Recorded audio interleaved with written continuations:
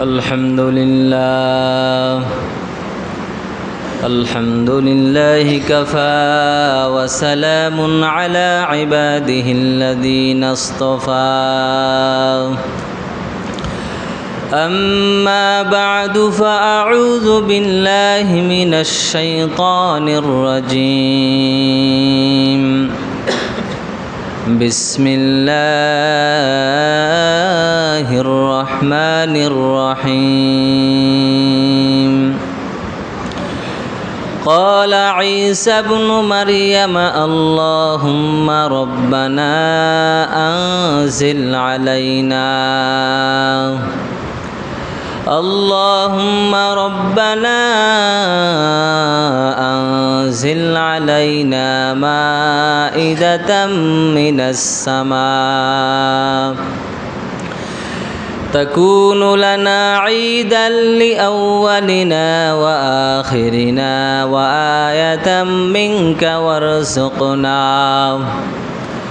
وارزقنا وأنت خير الرازقين.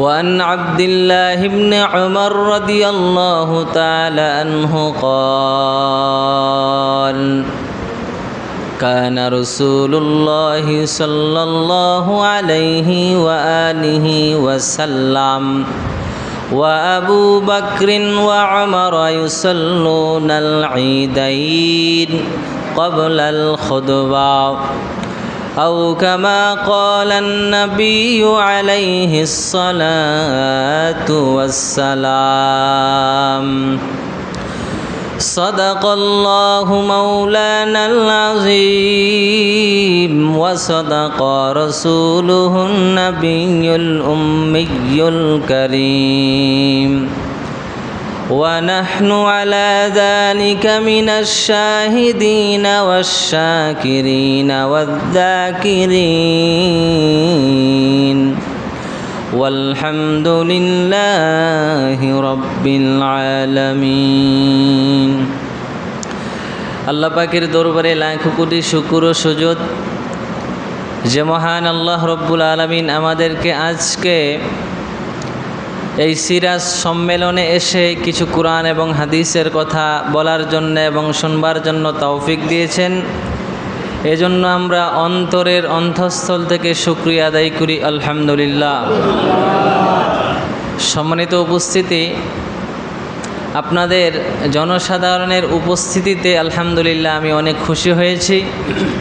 আপনাদের গ্রামের ভিতরে এত বড় একটা মসজিদ এবং আপনাদের মুসল্লিদের এত আবেগ এবং এত ভালোবাসা মসজিদের সাথে যে আপনারা ইশারের জামাতে এতগুলো মানুষ একসাথে হয়েছেন আলহামদুলিল্লাহ। আমি আমার আশেপাশের মসজিদগুলোকে গিয়ে খবর নিয়েছি এবং দেখেছি যে 4-5 জন 6 জনের বেশি মুসল্লি হয় না।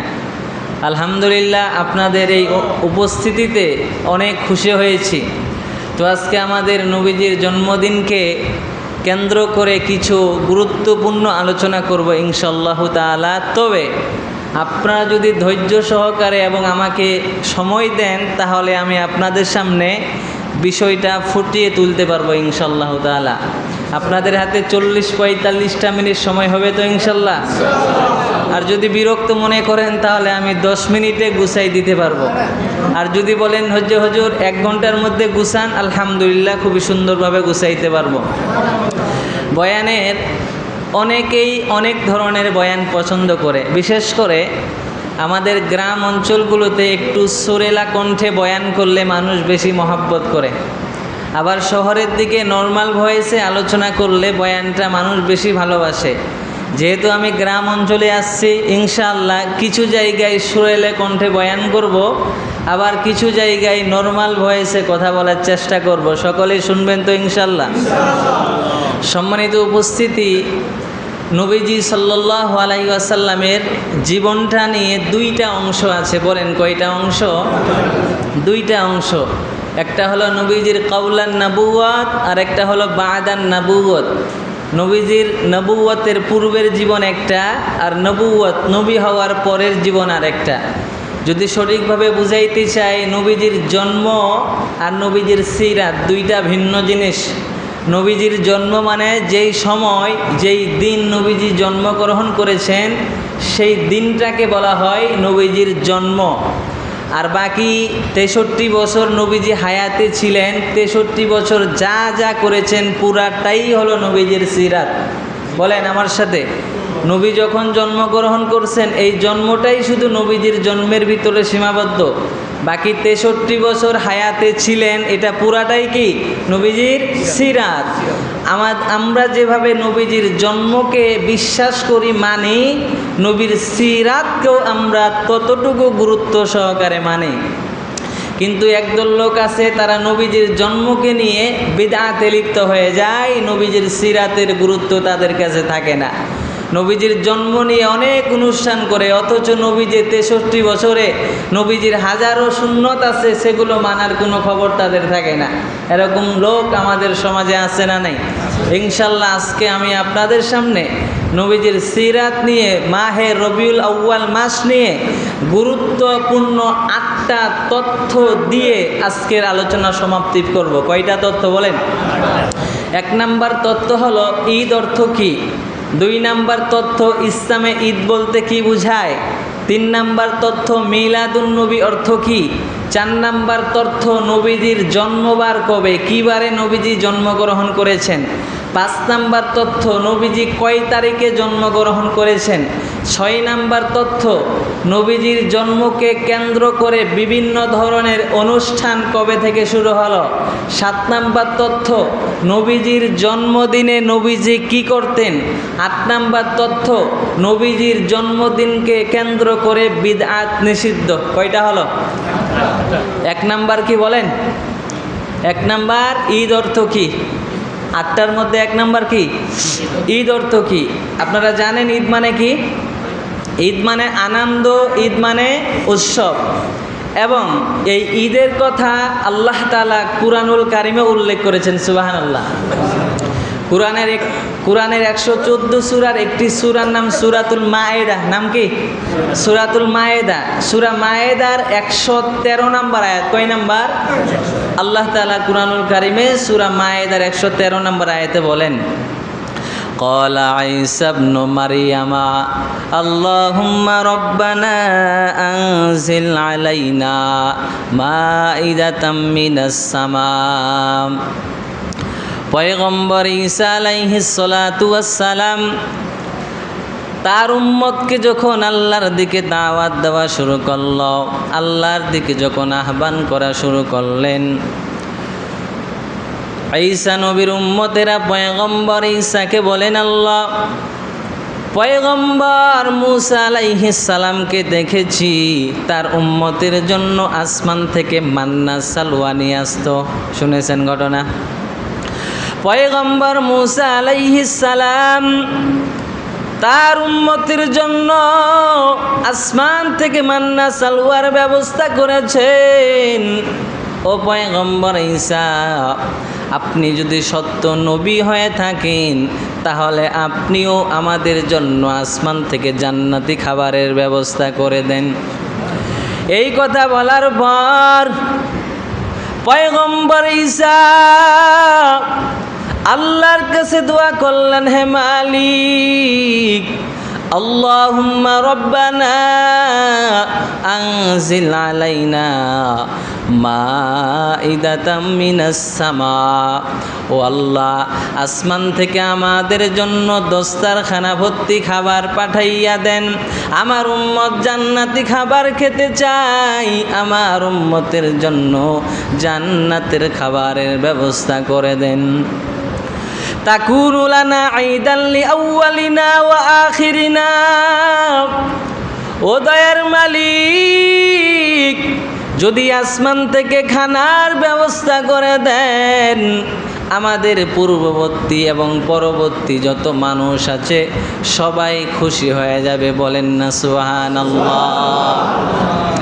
এই যে আল্লাহ বললেন ঈদান লিআউয়ালিনা ওয়া আখিরিনা, এই যে ঈদ, এই শব্দটা আল্লাহ ব্যবহার করেছেন। ঈদ মানে আনন্দ, জান্নাত থেকে খাবার পাঠালে পূর্বাপর সকল মানুষ খুশি হয়ে যাবে, আনন্দ উদযাপন করবে। ঈদের কথা কোরআনে পাইলেননি? ঈদাল লিআউয়ালিনা ওয়া আখিরিনা। যদি আপনি জান্নাত থেকে খাবারের ব্যবস্থা করে দেন, আমাদের পূর্বাপর আগের পরের সমস্ত মানুষ খুশি হয়ে যাবে।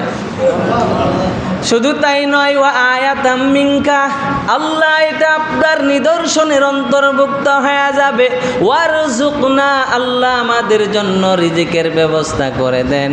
ওয়া আনতা খায়রুর রাযিকিন, বলেন না রিজিকের মালিক কে? আল্লাহ আপনি তো উত্তম রিজিকের মালিক, ও দয়ার মালিক। কেউ কারো রিজিক খাইতে পারবে না, পারবে নাকি? দুনিয়ার মানুষের রিজিক না ফুরাইলে দুনিয়ার মানুষ কবরে যাবে না। যতদিন আল্লাহ তার রিজিক রাখছেন ততদিন রিজিক খাইয়া এরপরে দুনিয়ার থেকে বিদায় নিবে। এরে নবীর উম্মতের দল, আমরা তো মেহমান আসলে চেহারা কালো হয়ে যায়, এমন লোক আছে না নাই? এরে নবীর উম্মত, নবী বললেন ওয়া আতইমুত তাআম ওয়া তাকরাউস সালাম আলা মান আরাফতা ওয়া মান লাম তারিফ। নবী বললেন তুমি চিনো বা না চিনো, অজানা জানা সর্বস্তরের মানুষকে সালাম দিবা, মেহমানের মেহমানদারি করবা, তাহলে পরিপূর্ণ মুমিন হয়ে যাইবা। এজন্য নবী বললেন মেহমান তোমার খায় না, মেহমান কার রিজিক খায়? আল্লাহ রিজিক খাবেন। দুনিয়ার কোনো মানুষ চাইলেই কাউকে খাওয়াইতে পারে না। কত ধনী ঘরের সন্তান ইমাম সাহেবরে দাওয়াত করে, ইমাম সাহেব ঘরে খান। আল্লাহর কি ইচ্ছা ইমাম সাহেবের রিজিক ধনী ঘরে নাই, গরিব মানুষ দাওয়াত করে সেখানে চলে যায়, ঠিক কিনা? যেখানে যার রিজিক আছে, আপনার ধনী হোক গরিব হোক, যেখানে রিজিক লেখা আছে সেখানেই যাবে। তাহলে কোরআনে ঈদের কথা পাইলেননি? কোরআনে ঈদের কথা পাইলেন? এক নম্বর আলোচনা ছিল ঈদ অর্থ কি, ঈদ মানে কি? আনন্দ এবং উৎসাহ। দুই নাম্বার, ইসলামে ঈদ বলতে কি বুঝায়? সবাই বলেন, দুই নাম্বার কি? আমরা বয়ান শুনলে বয়ান থেকে শিক্ষা গ্রহণ করা উচিত। বয়ান শুনে যদি এক কান দিয়ে শুনি এক কান দিয়ে বের হয়ে যায়, এই বয়ানের কোনো মূল্য আছে? বয়ান শুনতে হবে আমলের নিয়তে। কিসের নিয়তে? আমলের নিয়তে। তাহলে দুই নাম্বার, ইসলামে ঈদ বলতে কি বুঝায়? আমার সাথে বলেন। কিতাবের নাম সুনানে আবু দাউদ, বলেন। কিতাবের নাম সুনানে আবু দাউদ, হাদিস নাম্বার 1134। হাদিসের রাবি আনাস ইবনে মালিক। এতটুকু তো বুঝছেন। এবার তিনি হাদিসটা বর্ণনা করেছেন। কদিমা রাসূলুল্লাহি সাল্লাল্লাহু আলাইহি ওয়াসাল্লাম আল মাদিনা। আনাস ইবনে মালিক আমার নবীর একজন বড় দামি সাহাবীর, নবীর উম্মত। কেমন দামি সাহাবী!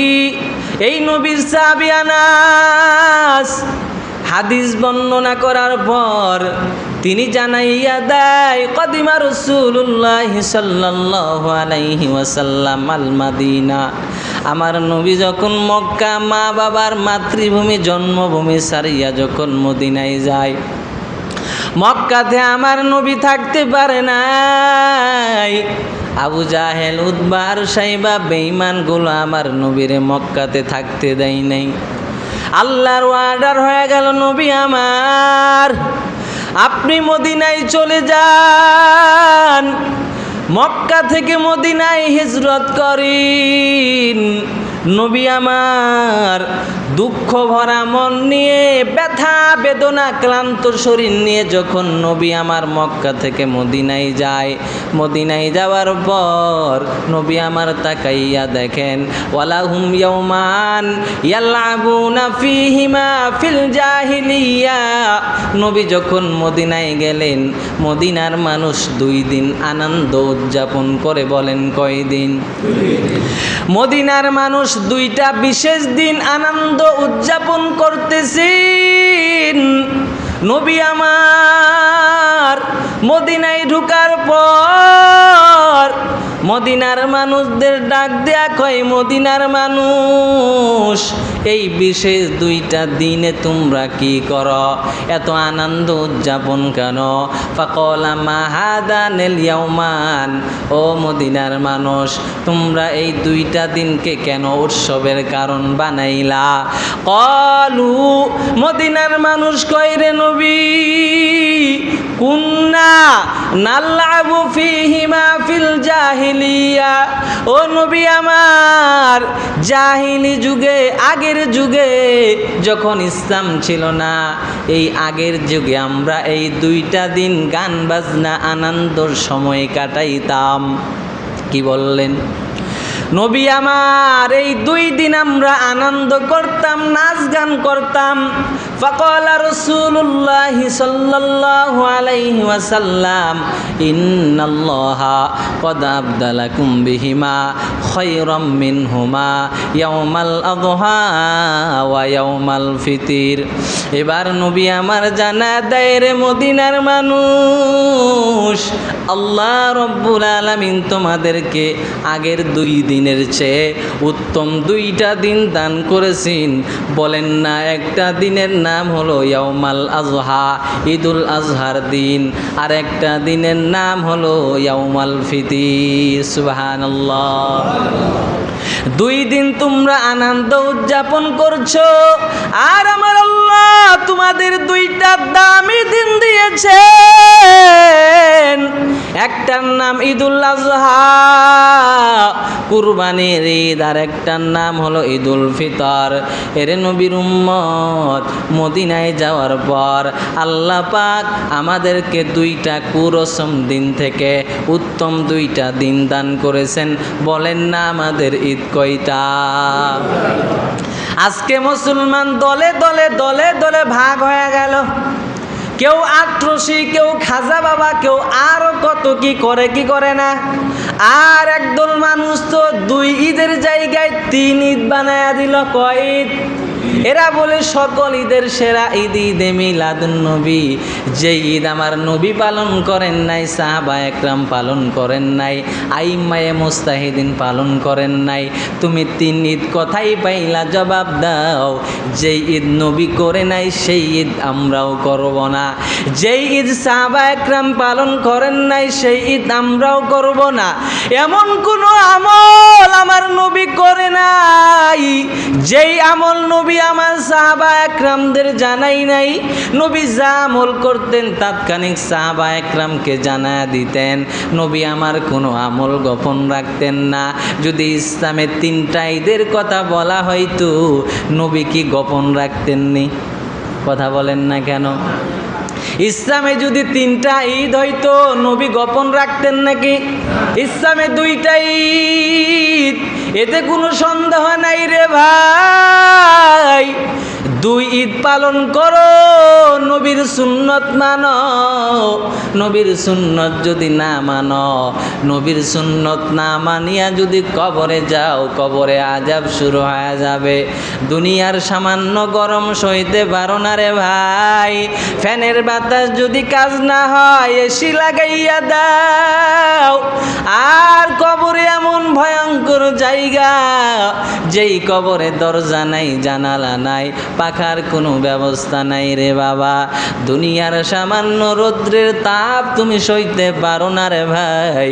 তোমার চামড়া বড় নরম, এত দুর্বল চামড়াওয়ালা মানুষ তুমি সামান্য আগুনের তাপ সহ্য করতে পারো না।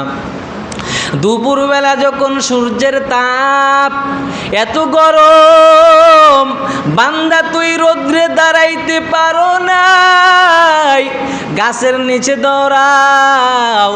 এ বান্দা সামান্য দুনিয়ার আযাব সইতে পারো না। আর মরণের পর যদি তোমার কবরে দরজা জানালার ব্যবস্থা না থাকে, ঈমান আমল নিয়া যদি কবরে না যাও, নবীর সুন্নত নিয়া যদি কবরে না যাও, বলেন তো কবর আরামের জায়গা হবে নাকি আযাবের জায়গা? বলেন। ইসলামে কয়টা ঈদ পাইলেন? দুইটা ঈদ। কোন কিতাবের হাদিস? সুনানে আবু দাউদ, হাদিস নাম্বার কত? 1148। এবার আসেন সহিহ বুখারী, কিতাবের নাম কি? সহিহ বুখারীর 963 নম্বর হাদিস। কত নাম্বার? 963 নম্বর হাদিসে আল্লাহর নবীর সাহাবী, ইসলামের দ্বিতীয় খলিফা ওমর ইবনুল খাত্তাব রাদিয়াল্লাহু তাআলা আনহু হাদিসের রাবী, তিনি বলেন, কানা রাসূলুল্লাহ সাল্লাল্লাহু আলাইহি ওয়াসাল্লাম ওয়া আবু বকর ওয়া উমর ইউসাল্লুনাল ঈদাইন ক্বাবলাল খুতবা। আল্লাহর নবীর সাহাবী ওমর, ইসলামের দ্বিতীয় খলিফা ওমর, কেমন দামি সাহাবী যে ওমর রাদিয়াল্লাহু তাআলা আনহু। ঈদের দিন সবাই আনন্দ করে, ওমরের ঘরের দরওয়াজা বন্ধ। এবার সাহাবা একরাম উমরকে ডাক দিয়া বলেন, নবীর সাহাবী উমর, ঈদের দিন, আনন্দের দিন, ঈদের দিন মুসলমানের সন্তানেরা আনন্দ করে, উল্লাস করে। ও নবীর সাহাবী উমর, ঈদের দিন আপনি আনন্দ না করে ঘরের দরজা লাগাইয়া কেন কান্না করেন? ওমর ডাক দিয়া বলে, রে ভাই, ঈদের দিন তো তারাই আনন্দ করবেন যার আমল আল্লাহর কাছে কবুল হয়ে গেছে, যারা রমাদানের 30টা রোজা রাখার পর, তারাবির নামাজ আদায় করার পর আল্লাহ যার রমজানের নামাজ কবুল করেছেন, আল্লাহ যার রোজাগুলো কবুল করেছেন, তারাই তো আনন্দ করবে। আর আমি উমরের অন্তরে বড় ভয়, রমাদান মাসে নামাজ আদায় করলাম, তারাবির নামাজ আদায় করলাম, রোজা রাখলাম, ও সাহাবা একরাম, আমি উমরের দিলে তো বড় ভয়, আমার আল্লাহ আমার এই রমজানের ইবাদত কবুল করলো কিনা বড় ভয়, আমার নামাজ আমার আল্লাহ কবুল করলো কিনা বড় ভয়। এই উমর রাদিয়াল্লাহু তাআলা আনহু বলেন, কানা রাসূলুল্লাহ সাল্লাল্লাহু আলাইহি ওয়াসাল্লাম, আল্লাহর নবী ও আবু বকরিন, ইসলামের প্রথম খলিফা আবু বকর, ওয়া উমর, এবং আমি উমর নিজেই, কানু ইউসাল্লুনাল ঈদাইন ক্বাবলাল খুতবা, খুতবার আগে 2 ঈদের নামাজ পড়তাম। বলেন কয় ঈদের নামাজ? কিসের আগে বলেন? খুতবার আগে 2 ঈদের নামাজ পড়তাম। কিসের আগে? আমার সাথে বলেন, ঈদের নামাজটি খুতবার পরে হয় নাকি খুতবার আগে হয়? আগে ঈদের নামাজ হয়, তারপরেই খুতবা হয়, তাই না? তো রাসূলুল্লাহর সাহাবী উমর বলছেন যে আল্লাহর নবী এবং তার সাহাবী আবু বকর, আমি উমর নিজেও খুতবার আগে 2 ঈদের নামাজ পড়তাম। কয় ঈদের? যদি 3 ঈদের নামাজ পড়তেন তাহলে অবশ্যই 3 ঈদের কথা হাদিসে বলতেন না? কথা বলেন না কেন? সবাই তো বুঝমান মানুষ এখানে। যদি 3টা ঈদ ইসলামে থাকতো, সহিহ বুখারীর 963 নম্বর হাদিসে 3টা ঈদের কথা উল্লেখ করতো না? কিন্তু কি করছেন? করে নাই। কি বলছেন? 3 ঈদের নামাজ পড়তেন। তাহলে কয় নাম্বার দলিল গেল? 2 নাম্বার। 3 নাম্বার দলিল সুনানে আবু দাউদ হাদিস নাম্বার 1148। আবার একই হাদিস আরেক কিতাব সহিহ মুসলিমের 887 নাম্বার হাদিস। একই হাদিস 2 কিতাবে থাকতে পারে কি পারে না? একই হাদিস 2 কিতাবে, আরও অহরহ কিতাবে থাকতে পারে। হাদিসের রাবি জাবের ইবনে সামুরা, নাম কি? জাবের ইবনে সামুরা নামে একজন সাহাবী এই হাদিসটা বর্ণনা করেছেন। তিনি বলেন, সাল্লাইতু মা'আন নবী সাল্লাল্লাহু আলাইহি ওয়াসাল্লাম মাররাতান ওয়ালা মাররাতাইনাল ঈদাইন বিগাইরি আযানিন ওয়ালা ইকামা। আল্লাহর নবীর সাহাবী জাবের ইবনে সামুরা, এই সাহাবী বলেন, আমি আমার নবীর সাথে 1 বার 2 বার নয়, অসংখ্যবার। কয়বার?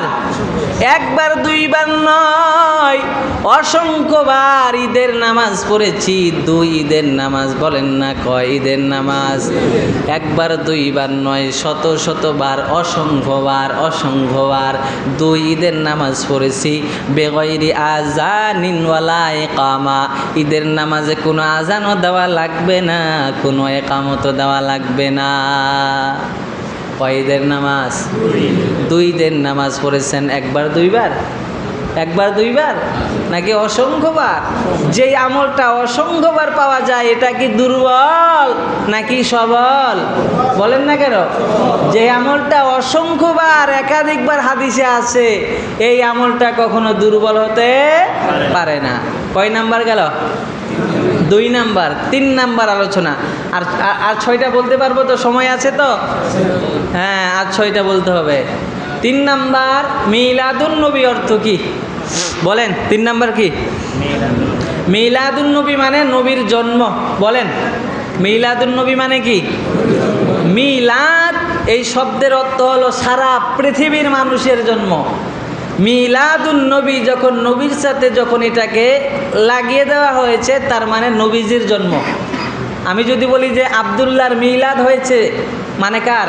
আমার সন্তানের নাম মনে করেন আব্দুল্লাহ, তার জন্ম হয়েছে, তাহলে আমি বলতে পারবো যে তার মিলাদ হয়েছে। মিলাদ শব্দের অর্থ কি বলেন? কথা বলে না কেন? মিলাদ শব্দের অর্থ কি? জন্ম। মিলাদুল নবী যখন বলছি নবীর জন্ম। যদি বলি মিলাদুল আব্দুল্লাহ মানে আব্দুল্লাহর জন্ম, যাকেই বলেন না কেন মিলাদ মানে জন্ম। শুধু নবীর সাথে খাস না, সারা পৃথিবীর মানুষের মিলাদ হতে পারে। কথা বুঝাইতে পারলাম? আমরা যে একটা মিলাদ মিলাদ করি না, আসলে এই যে আমাদের জ্ঞানের অভাব যে আমরা মিলাদ বলি। বলতে পারেন যে হুজুর একটু দোয়া করে দেন।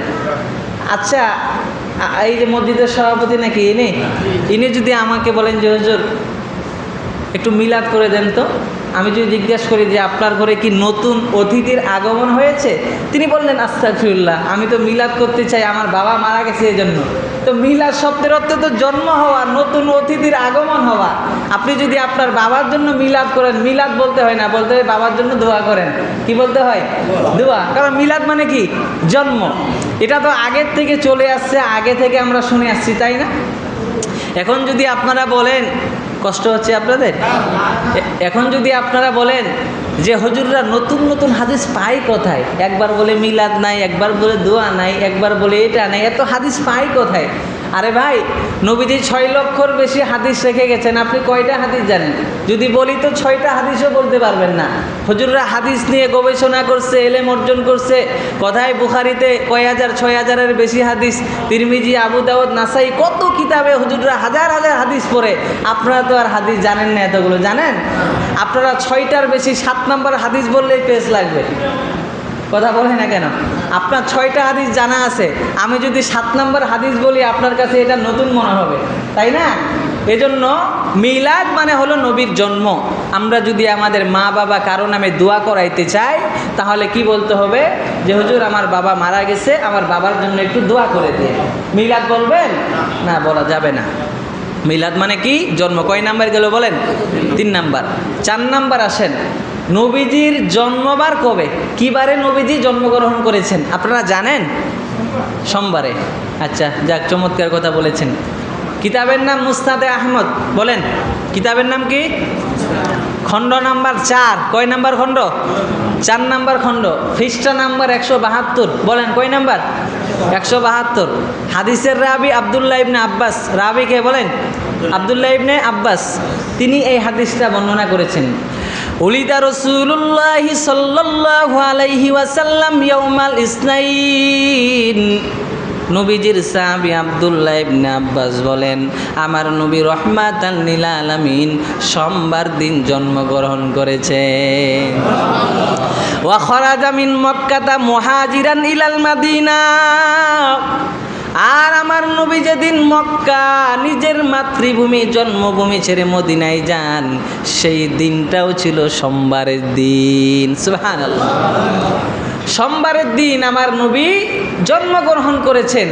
আবার মক্কা থেকে মদিনায় হিজরত করেন যেদিন, সেই দিনটার নামও কি ছিল বলেন? সোমবার। এবার আসেন, বাকি যে 4টা কথা বলবো, আর কয়টা কথা বলবো বলেন? এই 4টা কথায় কিন্তু আমি একটাতেও সুর দিতে পারবো না, কারণ এই 4টা কথায় সুর দিলে সুর মানাবে না। আপনারা নর্মাল ভয়েসে শুনবেন তো ইনশাল্লাহ? কারণ যেখানে সুর মানাবে না সেখানে সুর দিয়ে তো লাভ নেই, তাই না? আচ্ছা, এই 4টা কথা আমি নর্মাল ভয়েসে বলি, তবে খুবই স্ট্রংভাবে কানগুলো খাড়া করে শুনতে হবে। একটু মনোযোগ ছুটে গেলে আপনার মনোযোগ ছুটে যাবে। একটু যদি শুধু মনোযোগ ছুটে যায় তাহলে আপনি অনেক গুরুত্বপূর্ণ কথাগুলো মিস করে দিবেন। তাহলে কান খাড়া করে শুনবেন তো? হরিণের মতো কান খাড়া করে শুনতে রাজি আছেন তো? আচ্ছা, এবার আসেন 5 নাম্বার কথা। কয় নাম্বার? নবীজির জন্ম তারিখ কী বারে? মানে নবীজির জন্ম তারিখ কত? রবিউল আউয়ালের কয় তারিখে নবীজি জন্মগ্রহণ করেছেন আপনারা জানেন? মুহাদ্দিস সাহেব ফতোয়া দিয়ে দিলেন 12 রবিউল আউয়াল। আচ্ছা শুনেন, নবীজির জন্ম সংক্রান্ত বিষয়গুলো আমি আপনাদেরকে বলবো, এমনভাবে বুঝাবো যে আপনাদের সামনে স্পষ্ট হয়ে যাবে নবীজি রবিউল আউয়ালের কয় তারিখে জন্মগ্রহণ করেছেন। আচ্ছা শুনেন, নবীজির জন্ম তারিখকে কেন্দ্র করে আল বিদায়া ওয়ান নিহায়া কিতাবে ইবনে কাসির রহমতুল্লাহ আলাই 7টা বক্তব্য পেশ করেছেন। কয়টা? নবীজির জন্ম তারিখকে নিয়ে আল বিদায়া ওয়ান নিহায়া কিতাবে কয়টা বক্তব্য? কথা বলেন। 7টা বক্তব্য পেশ করেছেন। কে? ইবনে কাসির রহমতুল্লাহ আলাই। 1 নাম্বার বক্তব্য, কেউ কেউ বলেছেন নবীজির জন্ম রবিউল আউয়াল মাসের 2 তারিখে। 1 নাম্বার বক্তব্য কি? কেউ কেউ বলেছেন নবীজির জন্ম রবিউল আউয়াল মাসের 2 তারিখে। 2 নাম্বার বক্তব্য, কেউ কেউ বলেছেন নবীজির জন্ম রবিউল আউয়াল মাসের 8 তারিখে। কয় তারিখে? 8 তারিখে। 3 নাম্বার বক্তব্য, কেউ কেউ বলেছেন নবীজির জন্ম রবিউল আউয়াল মাসের 10 তারিখে। 4 নাম্বার বক্তব্য, কেউ কেউ বলেছেন নবীজির জন্ম রবিউল আউয়াল মাসের 12 তারিখে। 5 নাম্বার বক্তব্য, কেউ কেউ বলেছেন নবীজির জন্ম রবিউল আউয়াল মাসের 17 তারিখে। 6 নাম্বার বক্তব্য, কেউ কেউ বলেছেন নবীজির জন্ম রবিউল আউয়াল মাসের 8 দিন বাকি থাকতে। 7 নাম্বার বক্তব্য, কেউ কেউ বলেছেন নবীজির জন্ম 12 রমাদানে। কয়টা মত পাইলেন বলেন? 2 রবিউল আউয়াল, 8 রবিউল আউয়াল, 10 রবিউল আউয়াল, 12 রবিউল আউয়াল, 17 রবিউল আউয়াল, রবিউল আউয়ালের 8 দিন বাকি থাকতে 12 রমাদানে। 7টা বক্তব্য পাইলেন। এখন বলেন তো কয় তারিখে জন্ম? এই তো আবার ফতোয়া দিয়ে দিলেন। আচ্ছা শুনেন, এখনো স্পষ্ট করি না, স্পষ্ট করতেছি। মত পাইলাম কয়টা? 7টা।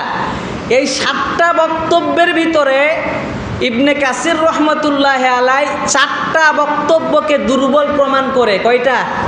4টা বক্তব্যকে দুর্বল প্রমাণ করে 3টা বক্তব্য গুরুত্ব সহকারে আলোচনা করেছেন। কয়টা? 2 রবিউল আউয়াল, 8 রবিউল আউয়াল, 12 রবিউল আউয়াল, এই 3টা নিয়ে আলোচনা করেছেন। কয়টা? 4টা যেহেতু বাদেরগুলো আর আলোচনা আমি করলাম না। যে 3টা নিয়ে আলোচনা, সেই 3টার মধ্যে একটা হলো কত? 2 রবিউল আউয়াল, আরেকটা কত? 8 রবিউল আউয়াল, আরেকটা কত? 12 রবিউল আউয়াল। 3টা মত পাইলেন। তবাকাতে ইবনে সাদ রহমতুল্লাহ আলাই, তবাকাতে ইবনে সাদের প্রথম খণ্ডে 47 নম্বর পৃষ্ঠায় 2টা গুরুত্ব সহকারে আলোচনা করেছেন। 8 রবিউল আউয়াল, 12 রবিউল আউয়াল। তিনি কয়টা করেছেন বলেন? 2টা, 8 এবং 12। আর ইবনে কাসির রহমতুল্লাহ আলাই কয়টা? 3টা, 2, 8, 12। আপনাদের কি পেস লাগতেছে কোনো? আমার সাথে বলেন, 2, 8, 12। এই 3টা মত আছে তো? এই 3টার মধ্যে এবার আসেন, যারা বলেন নবীজির জন্ম রবিউল আউয়াল মাসের 2 তারিখে, এবার দলিলগুলো খণ্ডন করতে হবে না? একটা হবে, 3টা তো হবে না। আচ্ছা এবার আমি আপনাদেরকে এখানে একটা সূক্ষ্ম কথা বলি, সবাই মনোযোগ দেন, মনোযোগ দেন, সবাই মনোযোগ হারালে শেষ। সবাই মনোযোগ দেন। নবীজির জন্ম তারিখকে নিয়ে এত মতভেদ হওয়ার কারণটা কি? কারণ হলো সাহাবা একরাম নবীজির জন্মদিন পালন করতেন না, নবীজির সিরাতের উপরে আমল করতেন। কি বুঝলেন? নবীজি 63 বছর যা যা করেছেন, নামাজ পড়েছেন, রোজা রেখেছেন, দাড়ি রেখেছেন, হাদিস বর্ণনা করেছেন, সাহাবা একরাম নবীজির সিরাতকে বেশি কি দিতেন? গুরুত্ব দিতেন। যদি সাহাবা একরাম নবীজির জন্মদিন আপনাদের সন্তানের মতো হ্যাপি বার্থডে টু ইউর মতো পালন করত, তাহলে নবীজির জন্ম একটাই থাকতো, এতদিন বাড়তো না, ঠিক কিনা? তাহলে কয়টা মত আছে? 3টা, 2, 8, 12। যারা বলেন নবীজির জন্ম রবিউল আউয়াল মাসের 2 তারিখ, এই সনদের মধ্যে 2 জন লোক আছে। সনদ বুঝেন? আমার থেকে আপনি, আপনার থেকে আরেকজন। একজন মারা গেছে, কে বললো তোমাকে? বলে আব্দুল করিম। আব্দুল করিমকে বললাম ভাই আপনি কার থেকে শুনছেন? বলে মান্নান। এটার নাম সনদ, বুঝেন তো, এটার নাম সনদ।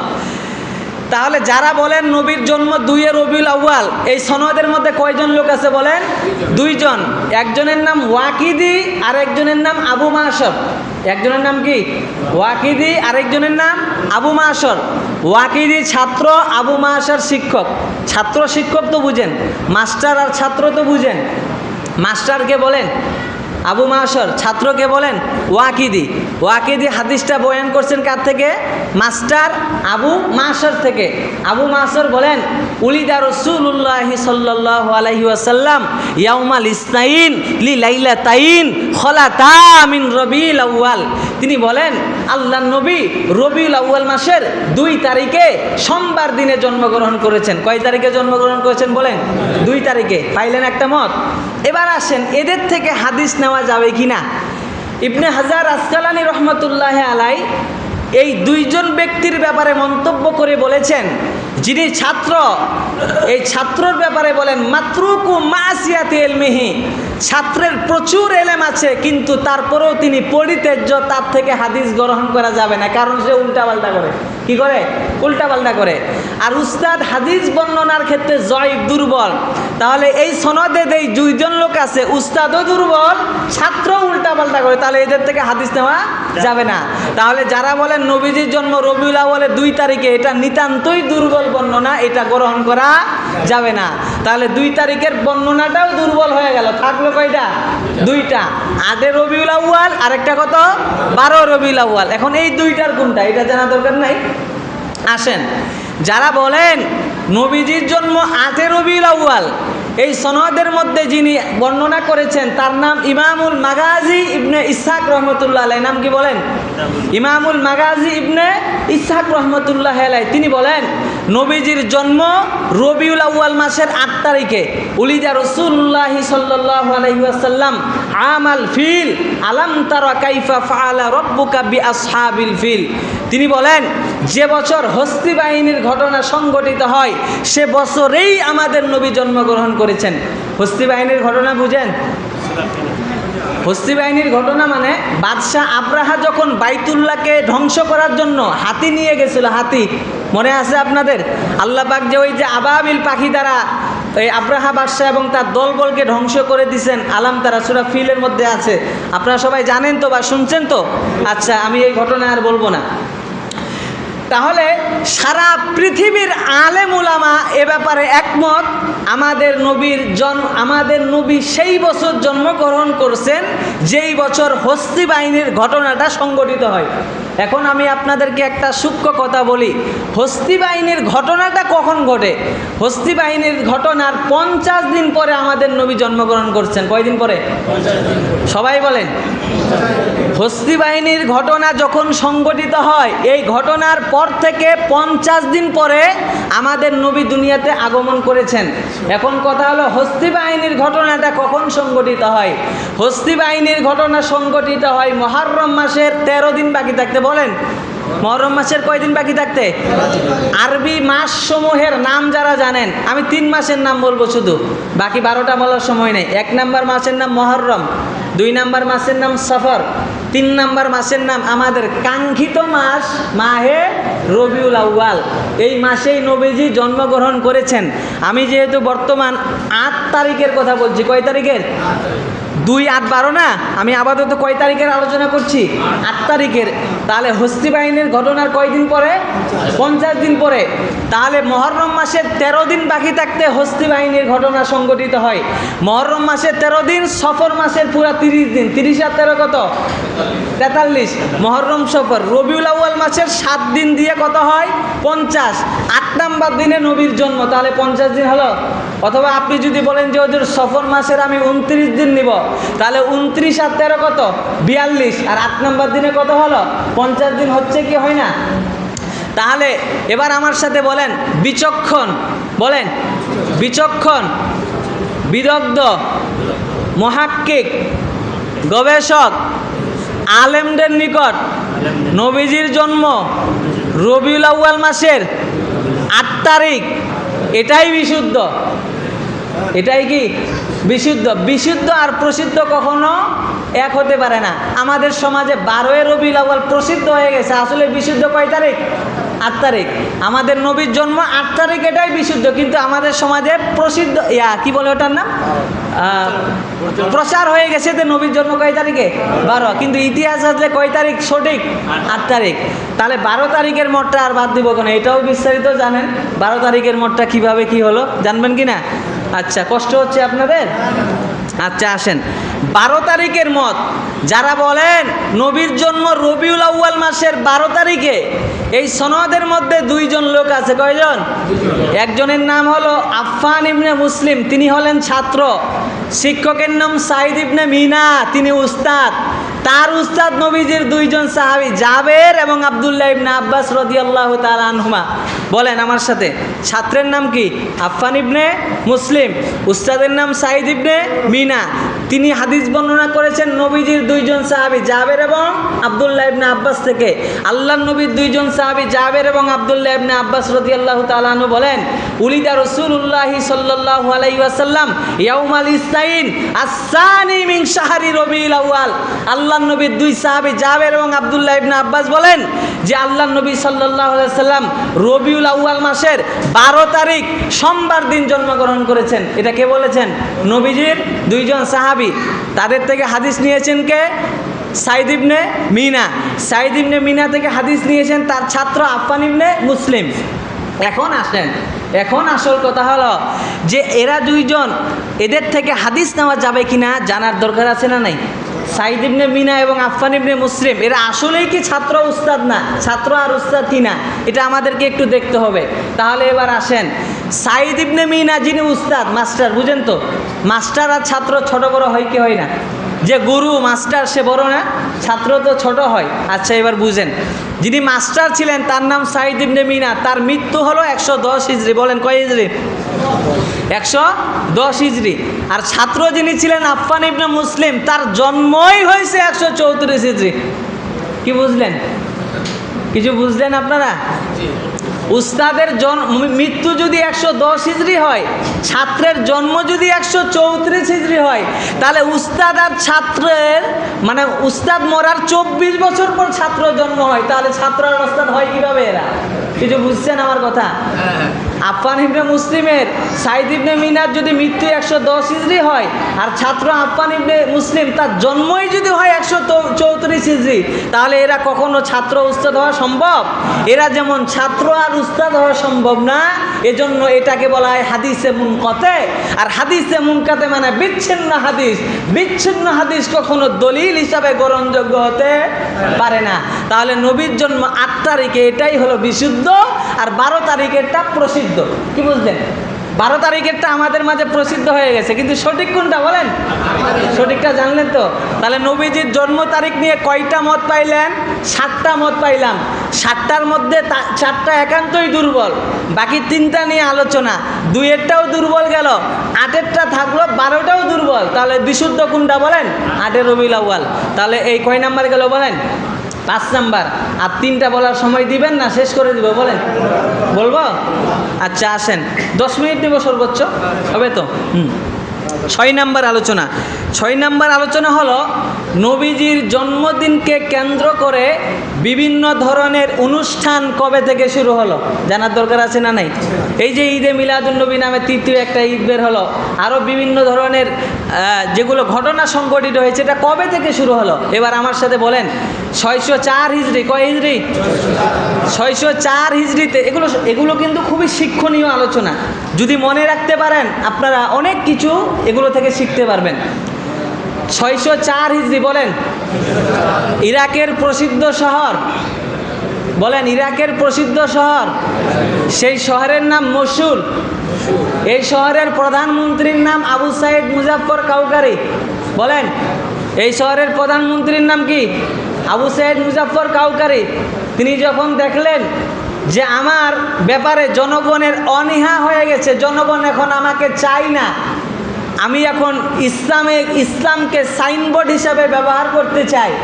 সাইনবোর্ড বুঝেন? টুপি জামা পরবে, মনে করবে হুজুর, কিন্তু সব 2 নাম্বারের লুচ্চামি তার ভিতরে আছে। আছে না নাই?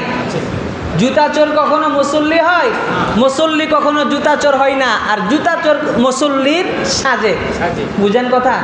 টুপি আর জামা পরে মুসল্লি সাজে জুতা চুরি করে, এখন ধরলেই পরে হুজুরে জুতা চুরি করছে, এমন লোক আছে না নেই? তো ইরাকের মসুল শহরের বাদশাহ আবু সাইদ মুজাফফর কাউকারি যখন ধারণা করলেন যে আমাকে তো মানুষ আর ভোট দিবে না, আমার যে একটা মানুষের প্রভাব ছিল সেই প্রভাবটা নষ্ট হয়ে গেছে, তখন তিনি নবীজির শানে নতুন একটা ফাঁদ আঁকালো, নবীর শানে মিলাদ এবং কিয়াম শুরু করলো। কি করলো বলেন? মিলাদ এবং কিয়াম।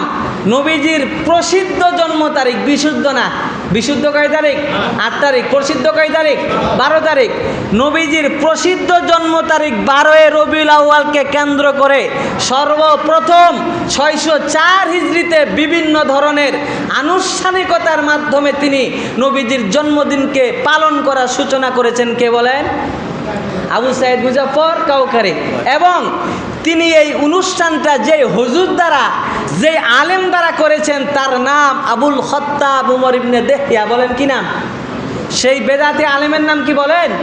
আবুল খত্তাব উমর ইবনে দেহিয়া। বলেন হুজুর যে আরবি নাম বলেন আমরা তো উচ্চারণই করতে পারি না। আচ্ছা শুনেন, সেই বেদাতি আলেমের নাম কি বলেন? আবুল খত্তাব উমর ইবনে দেহিয়া।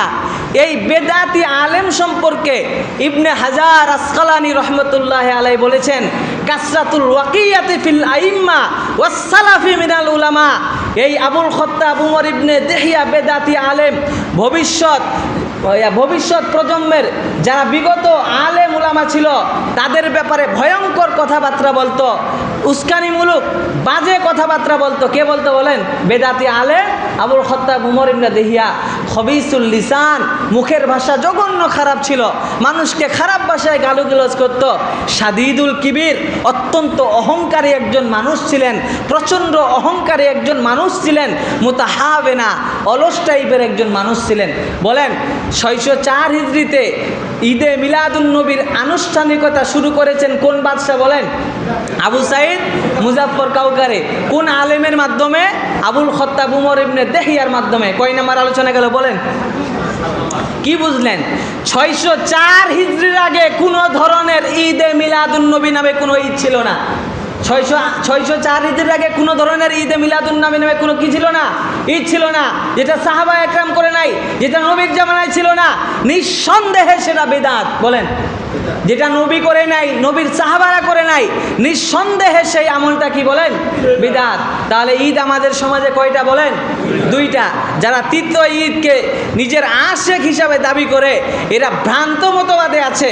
কারণ যদি তৃতীয় ঈদ থাকতো সর্বপ্রথম সাহাবা একরাম আমল করতো। সাহাবা একরাম সম্পর্কে আল্লাহ বলেন রাদিয়াল্লাহু আনহুম ওয়া রাদু আনহু। আল্লাহ সাহাবা একরামের উপরে খুশি, সাহাবা একরাম আল্লাহর উপরে খুশি। যারা তৃতীয় ঈদ ঈদে মিলাদুন নবী পালন করে এদের ব্যাপারে কোরআনে কোনো আয়াত নাই, এদের ব্যাপারে কোনো কোরআনের মধ্যে সম্মানসূচক কোনো শব্দ নাই, বরং এদের ব্যাপারে আছে দালালা, গুমরা, পথভ্রষ্ট। এরা কখনো সঠিক পথের দিশারি হতে পারে না। ইসলামে ঈদ কয়টা বলেন? ইয়াউমাল আযহা ওয়া ইয়াউমাল ফিতর, ঈদুল ফিতর এবং ঈদুল আযহা। কয় নাম্বার গেল বলেন? 6 নাম্বার। আর 2টা বলেই শেষ করে দেব সংক্ষিপ্ত আকারে। 7 নাম্বার আলোচনা, নবীজির জন্মদিনে নবীজি কি করতেন জানার দরকার আছে না নাই? কষ্ট হচ্ছে আপনাদের নাকি কণ্ঠ দিচ্ছি না এই জন্য ভালো লাগতেছে না? এগুলো কণ্ঠের ওয়াজ না, কণ্ঠের ওয়াজ শেষ হয়ে গেছে প্রথম 3টাতে, কথা বুঝছেন? আচ্ছা 7 নাম্বার, নবীজির জন্মদিনে নবীজি কি করতেন? নবীজির জন্মদিনে নবীজি যা করেছেন আমরাও তাই করব। কেন? আমরা নবীর উম্মত না? কথা বলেন না কেন? আমরা যেহেতু নবীর উম্মত, নবীর জন্মদিনে নবী যা করেছেন আমরাও তাই করব। ক্লাস একবারে ক্লিয়ার কথা। নবীর জন্মদিনে নবী যা করেছেন আমরাও কি করব? তাই করব। এখানে আমি আপনাদেরকে একটা সূক্ষ্ম কথা বলি, নবী সাল্লাল্লাহু আলাইহি সাল্লাম তার জন্মদিনকে বাৎসরিকভাবে পালন করতেন না। বলেন, বাৎসরিকভাবে পালন করতেন না, সাপ্তাহিকভাবে পালন করছেন। কিভাবে বলেন? নবীজি তার জন্মদিনকে বাৎসরিকভাবে পালন করেছেন নাকি সাপ্তাহিকভাবে পালন করেছেন? নবীজি যেহেতু বাৎসরিকভাবে পালন করেন নাই, যারা ঈদে মিলাদুন নবী নামে তৃতীয় ঈদ নবীর আশেক হিসাবে দাবি করে তারা পালন করছে, তারা বছরে পালন করছে, তাহলে সাপ্তাহিক পালন করলো না, বছরে পালন করছে, নবীর সাথে তার কথাটা কি মিলল? কথা বলেন না কেন? নবী সাল্লাল্লাহু আলাইহি সাল্লাম তার জন্মদিনকে বাৎসরিকভাবে পালন করতেন না, সুতরাং আমরাও বাৎসরিকভাবে পালন করব না, সাপ্তাহিকভাবে পালন করব। কিভাবে? সাহাবা একরাম নবীজিকে প্রশ্ন করলেন, বিভিন্ন প্রশ্ন করতে করতে, ইয়া রাসূলুল্লাহ 2 দিন রোজা রাখবো, একদিন ক্ষুধার্ত থাকবো, কেমন? নবী বলতে বলতে এক পর্যায়ে বললেন, ওয়াসুইলা আন সাওমি ইয়াউমিল ইসনাইন, নবীজি সোমবার দিন রোজা রাখা সম্পর্কে আপনার ধারণা কি? সোমবার দিন রোজা রাখা সম্পর্কে আপনার মতবাদ কি? নবী তখন বললেন, ইয়াউমুন উলিদ্দু ফিহি, এই সাহাবীরা, সোমবার এমন একটা দামি দিন, এই দিনে আমি নবীজি জন্মগ্রহণ করেছি। আমি আমার জন্মদিন হ্যাপি বার্থডে টু ইউর মাধ্যমে পালন করি না। আমি আমার জন্মদিন দুনিয়ার সাধারণ ইংরেজ এবং ব্রিটিশদের যেই ধারণা, যেই আকীদা, এই আকীদাই লালন করি না। আমি আমার জন্মদিন পালন করি রোজা রাখার মাধ্যমে। সুবহানাল্লাহ। নবী তার জন্মদিন কি রাখার মাধ্যমে পালন করেছেন বলেন? রোজা রাখার মাধ্যমে। আমরা যদি নবীর আশেক হই, আমরাও আমাদের জন্মদিনে রোজা রাখার মাধ্যমে আমরা নবীজির জন্মদিন পালন করব। নবীজি সোমবারে জন্মগ্রহণ করেছেন, সোমবারে আমরা রোজা রাখার মাধ্যমে নবীজির জন্মদিন পালন করব। নবী সাল্লাল্লাহু আলাইহি সাল্লামের সুন্নত হিসাবে আমাদের সন্তানদের যদি বছর পূর্ণ হয়, আমার সন্তানকে বলবো, তুমি তোমার জন্মদিন হ্যাপি বার্থডে টু ইউর মাধ্যমে নয়, নারী পুরুষের অবাধ মেলামেশাই নয়, তুমি তোমার জন্মদিনকে রোজা রাখার মাধ্যমে পালন করো। এমন গার্জিয়ান যদি সবার ঘরে ঘরে হয়, তাহলে বিদআত বন্ধ হয়ে যাবে, এলাকা থেকে কুসংস্কার বন্ধ হয়ে যাবে। আর যদি হ্যাপি বার্থডে টু ইউর নামে নারী পুরুষ অবাধ মেলামেশা, বন্ধু বান্ধবী, শরীয়তে বন্ধু আর বান্ধবী বলতে কিছুই নাই। বন্ধু বান্ধবী শরীয়তে শুধু আছে মাহরাম আর গায়রে মাহরাম। কার সাথে দেখা করা জায়েজ, কার সাথে দেখা করা জায়েজ নয়। তাহলে যারা হ্যাপি বার্থডে টু ইউ পালন করে, এরা কি নবীজির আদর্শ পালন করে নাকি পশ্চিমা রাষ্ট্রের আদর্শ পালন করে? তাহলে নবীজির জন্মদিনে নবীজি কিভাবে পালন করতেন বলেন? রোজা রাখার মাধ্যমে। কারণ নবীজি সোমবারে জন্মগ্রহণ করেছেন, শুধু তাই নয়, ওয়া বুইসতু ফিহি, নবী বলেন সোমবারে আল্লাহ পাক আমাকে নবী বানিয়েছে, শুধু তাই নয়, আও ক্বালা উনজিলা আলাইয়া, সোমবার দিন আল্লাহ পাক কুরআন আমার উপরে নাজিল করেছে, শুধু তাই নয়, সোমবার দিন আল্লাহ পাক আমলনামাগুলো আসমানে উঠাবেন। সুবহানাল্লাহ। তাহলে 7 নাম্বার কি পাইলেন? নবীজির জন্মদিনে নবী কি করতেন? নবীজির জন্মদিনে কি নবীজি বাৎসরিকভাবে পালন করতেন নাকি সাপ্তাহিকভাবে? কি রাখার মাধ্যমে? রোজা রাখার মাধ্যমে। হ্যাপি বার্থডে টু ইউর মাধ্যমে নয়। কয় নাম্বার গেল বলেন? 7 নাম্বার। আখেরি বক্তব্য, 8 নাম্বার বক্তব্য দিয়ে আজকের আলোচনা দুয়ার মাধ্যমে শেষ করব। আখেরি আলোচনার নাম হলো নবীজির জন্মদিনকে কেন্দ্র করে বিভিন্ন ধরনের বিদআত নিষিদ্ধ। বলেন আমার সাথে 8 নাম্বার আলোচনা কি? 8 নাম্বার আলোচনা কি? নবীজির জন্মদিনকে কেন্দ্র করে বেদাত নিষিদ্ধ। আম্মা জান আয়েশা সিদ্দিকা থেকে হাদিস আছে, মান আহাদাসা ফি আমরিনা হাযা মা লাইসা মিনহু ফাহুয়া রাদ্দুন, যারা আমাদের ইসলাম ধর্মে নব আবিষ্কৃত কোনো বস্তু ইসলাম ধর্মের ভিতরে ঢুকিয়ে দিল, এটাকে মেনে নেওয়া হবে না, প্রত্যাখ্যান করা হবে। ইসলাম ধর্মে যেটা নাই তারপরও ইসলাম মনে করে চালিয়ে দেওয়া, এটার নাম বিদআত। কি বুঝলেন? কুরআন হাদিসে একটা বিষয় নাই, আপনি বলছেন আমার বাপ দাদা করছে, ওই বলে সব মনে করে চালাই দিচ্ছেন, এটা বিদআত। কি বলেন? এখন বলতে পারেন যে হুজুর শুধু খালি ইসলামের বেলায় খালি বেদাত বেদাত বলতেছেন, সব বেদাত তো আপনারাই করেন। বলে কি বলে না অনেক মানুষ রাগ করে বলে না, নাই অনেক সময় মানুষ রাগ করে বলে না যে সব বেদাত তো আপনারাই করেন। কেন? নবীর যুগে তো ফ্যান ছিল না, ফ্যান চালান কেন? নবীর যুগে তো এত বিল্ডিং ছিল না, আপনি বিল্ডিং করছেন কেন? নবীর যুগে নবীরা সাহাবা একরামরা ওরা ঘোড়ার উপরে আরোহণ করেছে, গাধার উপরে আরোহণ করেছে, উটের উপরে আরোহণ করেছে। আপনি জাহাজে, বিমানে, আপনি মোটর সাইকেলে, কারে চড়তেছেন কেন? বলে কি বলে না? প্রশ্ন আসে কি আসে না? যদি নব আবিষ্কৃত বিদআত হয় তাহলে তো এগুলোও বিদআত হয়। এই প্রশ্নের জবাব আমি দিতে চাই। এই প্রশ্নের জবাব হলো, সাহাবা একরাম এবং নবী আলাইহিমুস সালাতু ওয়াস সালাম বলেছেন যে ইসলাম ধর্মে সওয়াব মনে করে যে কাজটা করা হয়, যেটা ইসলামে নাই সেটা বেদাত।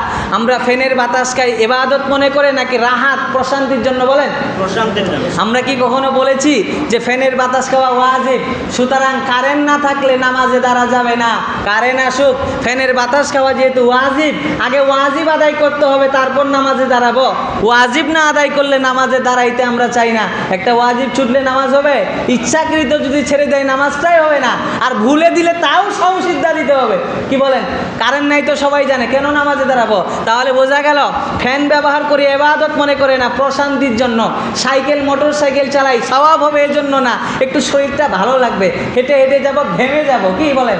হেঁটে হেঁটে যাব, ঘেমে যাব, মোটর সাইকেলে চড়তেছি, একটু যানটা আরাম লাগতেছে, ফ্যানের বাতাস খাচ্ছি, এসির বাতাস খাচ্ছি, একটু ভালো লাগতেছে, তাহলে আমরা যত নব আবিষ্কৃত আছে শরীয়তের অংশ মনে করে করি না, এই জন্য বিদআত নয়। আর নবীর জন্মদিনে বিভিন্ন কাজ করি শরীয়ত মনে করে, এই জন্য বিদআত। কি বুঝলেন? যেভাবে বুঝাইছি আশা করি ছোট বাচ্চাও বুঝে যাবে, নতুন করে বুঝার কোনো দরকার নেই। তাহলে আমরা যেগুলো নতুন নতুন জিনিস দেখতেছি এগুলো আমরা ইবাদত মনে করে করি না। কি মনে করে করি না? ইবাদত মনে করে করি না। কিন্তু নবীদের শানে যে আমরা বিভিন্ন ধরনের কার্যক্রম করি এগুলো কিন্তু আমরা ইবাদত মনে করে করি এবং মনে করি যে এখান থেকে বড় একটা সওয়াব পাবো, এই জন্য এটা কি বিদআত। আল্লাহ পাক রব্বুল আলামিন আমাদেরকে যা আলোচনা করেছি এই আলোচনার মাধ্যমে আমাদেরকে সমস্ত বিদআত এবং কুরসম থেকে হেফাজত করুক। আমরা সকলেই সূরা ফাতিহা এরপরে আল্লাহ, এমন টাইমে কারেন্টটা গেল। আল্লাহ আল্লাহ আল্লাহ আল্লাহ।